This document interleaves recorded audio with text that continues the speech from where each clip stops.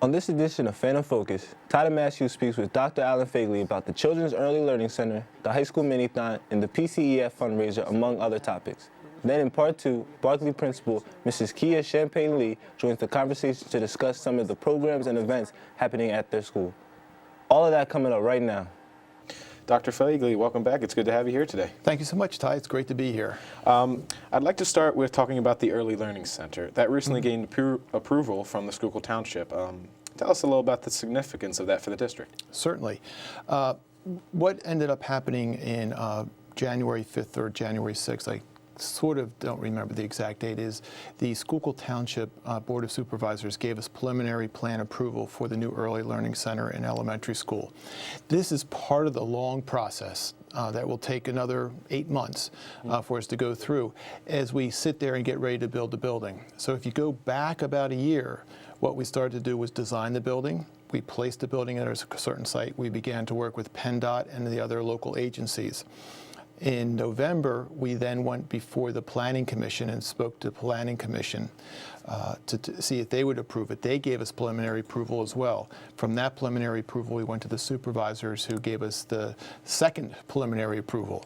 Now what we're doing is we're going back, incorporating everything that they asked us to do, and there were about 12 to 13 things they asked us to work on. We're putting those into the plans, and then our goal is that we will go back to the Planning Commission again.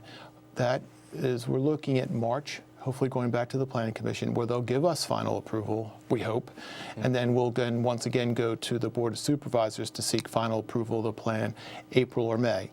Once we get final approval of the plan, then we'll be able to go forward and start bidding the project with our goal of putting a shovel in the ground this coming October. I actually think I saw the outline for what you guys have in store for the Early Learning Center. I saw the buildings and all the other things you guys plan to build. I think it's a great setup. I would encourage everyone to go on to the district homepage, and if you see Early Learning Center construction on the left-hand side, you'll actually see there where we're putting everything out, those plans, etc. And actually in the upcoming In Community magazine, we're going to have some new pictures going up showing what it's going to look like on the inside and the outside. It is really a neat place that is being built. And believe it or not, already for design alone, it's won an award from American School and University in the architectural section. So it is really a neat design. It's going to be a great place for our kindergarten first graders from across the district, and then our second through fifth graders from the East Pikeland School.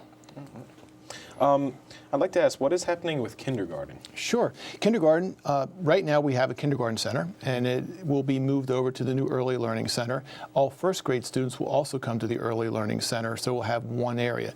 Within kindergarten, though, right now, actually, if we get to the here and now, shall we say, kindergarten registration is taking place, and we are ready. We are open and ready to register all kindergarten students for the 15-16 school year.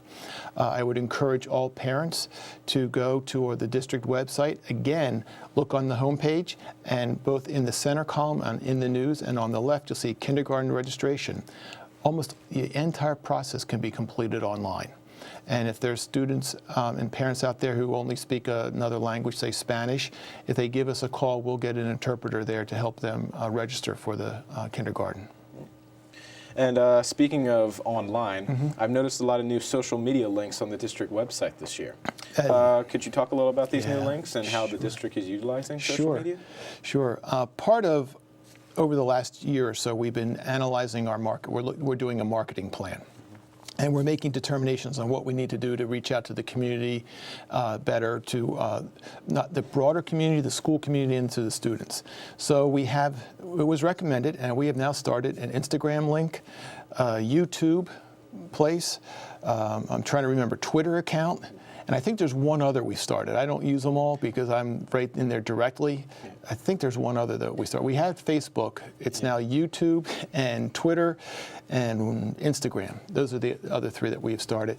And we're using those to reach out to folks. The big news right now is if you want to hear about the snow closings first, sign up for our Twitter account, our Instagram account, or Facebook page. That's where they'll be announced first, and then the phone calls will come out about an hour later. We try not to wake folks up at 4:30, 5 o'clock in the morning. We'll wake them up at 6 o'clock in the morning with that news. But that's how we're starting to use it. In the Instagram account, we're starting to look for ways that we may be able to ask students to take pictures of different events that are happening, send them to us, and then we'll post those Instagram pictures and use it that way as well. I know Mr. Junta is doing more on Twitter and Instagram with the sporting events, and a lot of people are following him. So we're trying to start use these social media sites a little bit better to advertise all the great things that are happening in the district. Yeah, and I think it's a great idea, especially since today a lot of teenagers and adults were all using those sites. So it's an easy way for us to get information and post stuff and keep in touch with other people. That's what we're learning. I can tell you when Mrs. Claus announced only a 2-hour delay the other day for school, she received a lot of Instagram notes from the high school students saying, darn. Like we were hoping for a full day off. Yeah, they were looking for the whole day, but the blizzard just didn't come, so what can you do? Yeah, well, at least we had some extra time to get some sleep. That's right. Yeah, hope that made them happy. I've also seen a lot of interesting student-centered projects in the district. Among them is the IYPT science competition. What's going on there? Sure, the IYTP science competition, that is a physics competition. We are the only school in the United States that has been invited to go to Thailand to compete in this competition. This weekend, so it would be the last weekend in January, depending on when this program gets up on the air, our students are actually heading down to Virginia for a national competition. They leave on Thursday and then will be coming back, so we're looking for them to do some great things down there. There will be another competition taking place this spring, actually here in the Phoenixville Area School District. And then our students will be heading off to Thailand this summer for the international competition. It's a wonderful opportunity, and probably what's the best about this is there are so many business leaders and university professors coming in and working with Mr. Jennings and the physics team to help them prepare for this competition. It really has broadened the eyes of the students and really our science department as to what are the possibilities out there with physics and how you use physics in everyday life. The problems they have to solve are actually 17 problems that have not yet been solved in physics. So they're working on problems that have yet to be solved, and they have to sit there and give their hypotheses to these problems and defend their positions against the other students from around the world. So it really is a neat competition that our students are going to and becoming part of. Really? Now, I understand that funding could be a challenge for the IYPT. Do you believe the district can be of assistance? Funding can be a bit of a challenge. They've raised about $10,000 so far. We need about $30,000 to $40,000 to send them over to Thailand. So yes, I do expect that the district will step up. We are trying to go out and get sponsors for it because it is a rather expensive piece.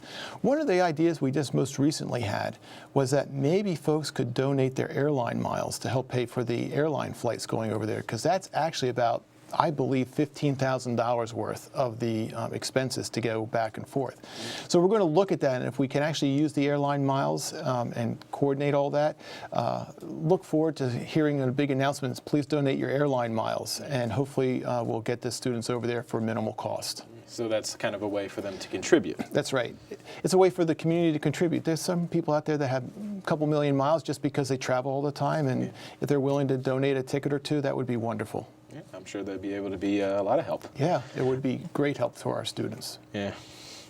I understand a couple of events are coming up in the district. Both are happening on the same night. The first would be the high school mini-thon, and the second would be the Phoenixville Community Education Foundation's Gala fundraiser. Could you share with us a little detail about those events?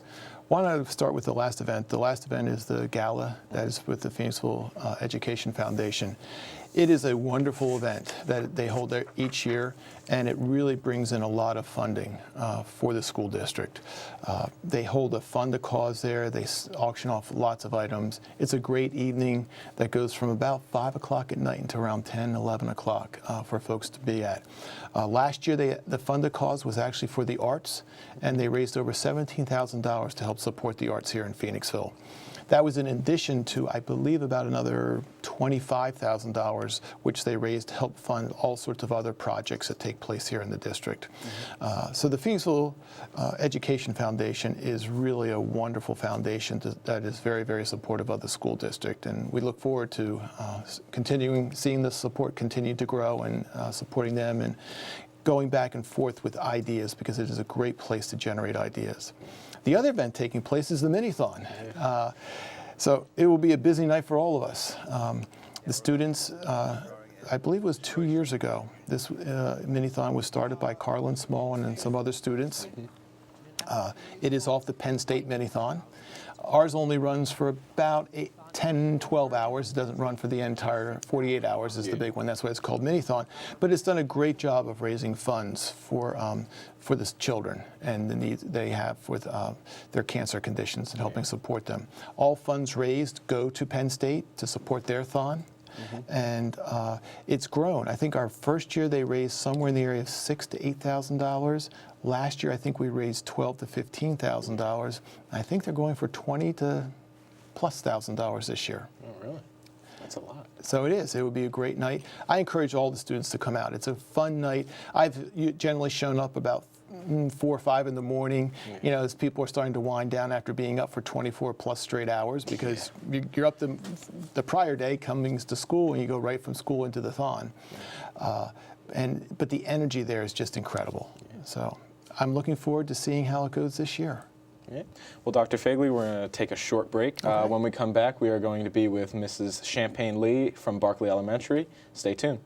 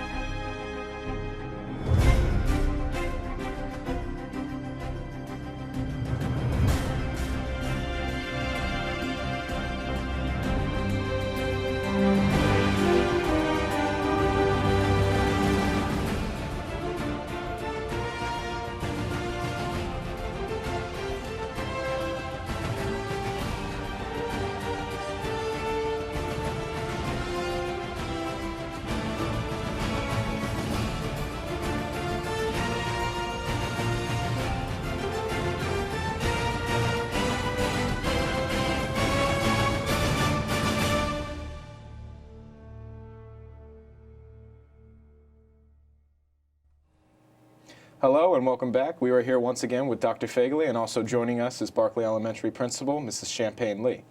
Now, Mrs. Champagne-Lee, I understand some recent highlights are coming up in the school. Would you like to share with us some details? Yes. Well, it's always great to be here, and thank you for the opportunity. It's always wonderful to be able to share some of the great things that are happening at Barkley School. So I have 3 things I'd like to share today. The first one is regarding a recent announcement that was made. There was much anticipation from the students and the parents about our spring musical. It's been a fantastic hit over the last few years, and this year I'm pleased to announce that we are doing a Disney Kids version of the Jungle Book Kids. So the children were very excited in anticipation of the announcement. I made the big announcement, and now auditions are underway. Children in grades 1 through 5 will be invited to participate in the audition. Just to give you a little bit of flavor in case you're not familiar with the Jungle Book, the tale begins in the heart of the jungle. A baby boy, lost and abandoned, is raised by wolves. His name is Mowgli. I won't spoil the fun about the story, but I will let you know and the community know that on May 18th and May 19th, you will be able to come to Barkley School and to see the children perform their hearts out for the Jungle Book Kids. So please look forward to that coming up in the spring. Next, I want to talk a little bit about the academic side of things. As we prepare the children for the PSSAs, we've recently introduced the Word of the Week strategy. So the Word of the Week strategy, we're exposing students to critical vocabulary terms that they will see on the upcoming PSSA. Our Word of the Week this week is critique. So in addition to hearing the word on the announcements, the teachers then do various things within the classroom to help the students understand the meaning of the word. They could do a song, a parody, a rhyme, and elementary teachers are really bursting with creativity. So there's a lot of different things that they're doing to help the children understand the critical vocabulary terms that they will see on the PSSA.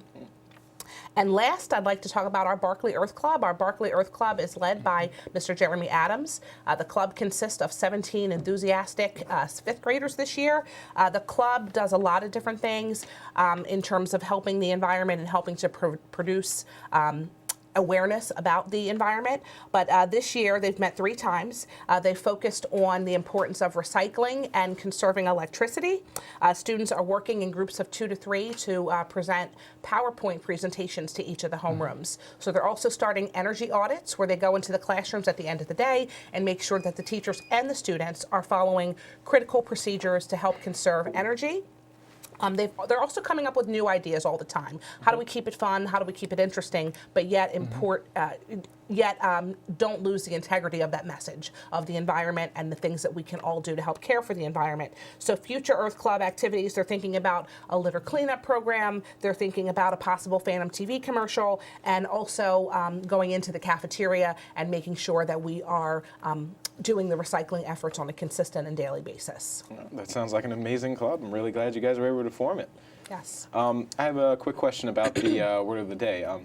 How are words picked? Are they picked at random?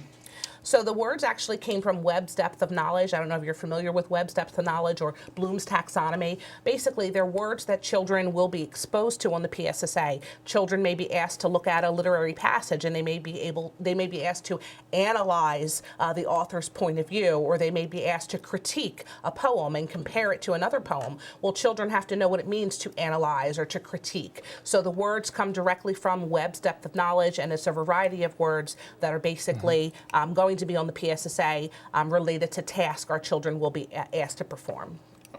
And how do you think this word of the week benefits the children? I think it helps to just increase their understanding of the vocabulary, and I think when the teachers implement those fun things to promote the word, whether it's the song or the parody or the rhyme, it makes it more meaningful, and I think it helps it stick. You know, when you can take the definition and present it to the children in a fun and meaningful way, I think it really helps them to personalize it and then to make it kind of stick with them. Yeah, it's actually pretty smart. Dr. Fegley, do you have any comments or questions? Sure. Well, one of the great things about Mrs. Champagne-Lee is she's out and about in the school all the time, and so she's constantly listening to the students. And because of her listening, one of the things that she learned I guess last year, was that they were really looking for something called a Lego club. And she got a Lego club up and going. So do you want to tell us a little bit about the Lego club and some of the great things that are happening with that? Yeah, well, the Lego club is bursting with enrollment. And it's difficult. It's difficult because we have 2 advisors, so we want to make sure that the sessions are fun for the kids, but they're also structured and meaningful. So we have 2 advisors. So we take 30 kids in the fall for 8 weeks, and they're able to engage in a variety of different Lego projects.